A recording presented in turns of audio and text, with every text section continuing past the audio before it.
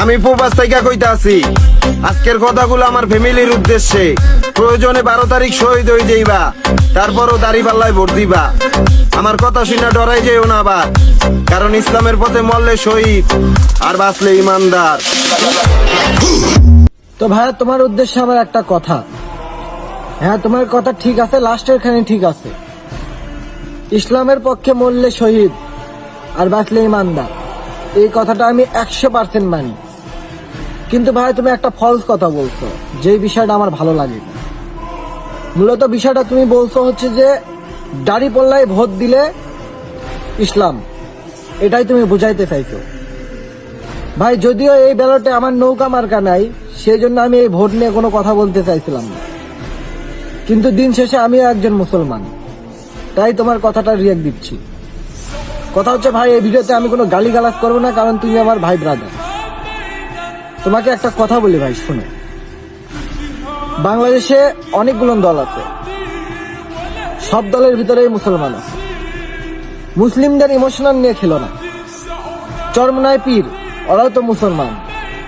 বিএনপির ভিতরেও মুসলমান আছে, আওয়ামী লীগের ভিতরেও মুসলমান আছে, জাতীয় পার্টির ভিতরেও মুসলমান আছে, গণ অধিকার পরিষদের ভিতরেও মুসলমান আছে। সবগুলো পার্টিতেই মুসলমান আছে।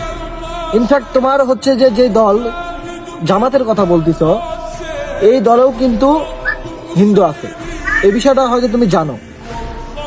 একজন নাকি সংসদ সদস্য প্রার্থী হয়েছে।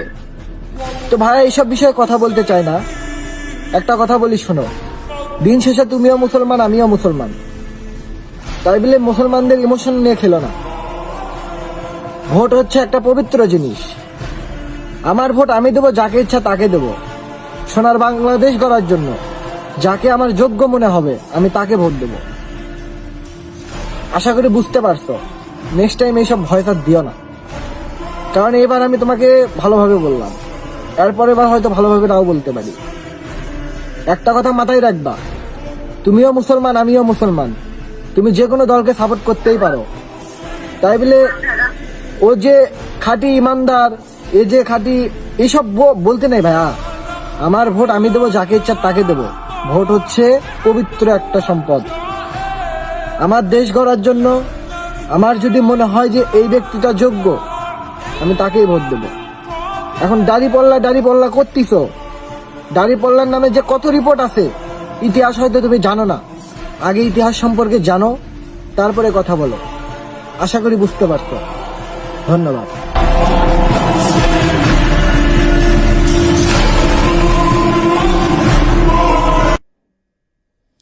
তো ব্রাদার, আমি তোমাকে একটা কথা বলবো।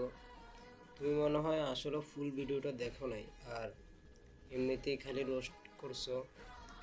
আসলে তোমার এখানে আমি সবগুলা কথাই তোমার মানি, কিন্তু তোমার ওকে নিয়ে যে রোস্ট করছো, আসলে জিনিসটা তোমার ফুল ভুল। কারণ হচ্ছে ও কিন্তু কথাগুলো ওর ফ্যামিলিকে বলছে, তোমাকে বলে নাই। আর ও ওর ব্যক্তিগতভাবে ফ্যামিলিকে বলছে। এখন তুমি যে রোস্ট করলা, এখন তো তোমাকে সবাই পাগল বলবে, এবং কি আমিও বলবো। তো এরকম রোস্ট করিও না যার দ্বারা তোমাকে পাগল বলে মানুষ। মানুষ রোস্ট করে এমন ভিডিও যেখানে তুমি অন্যের ভুল ধরে এবং কি সেটা সঠিকভাবে জায়গায় রাখতে পারো। এখন তুমি তো নিজে জায়গায় সঠিকভাবে নেই, তুমি অন্যের ভুল ধরে কীভাবে কী করবে? এরকম রোস্ট করিও না যার দ্বারা তোমার এই মানুষ গালিগালাজ করে। তুমি তোমার কমেন্ট বক্সটা চেক দিয়ে আসো, তোমাকে মানুষ কীভাবে গালিগালাজ করতেছে।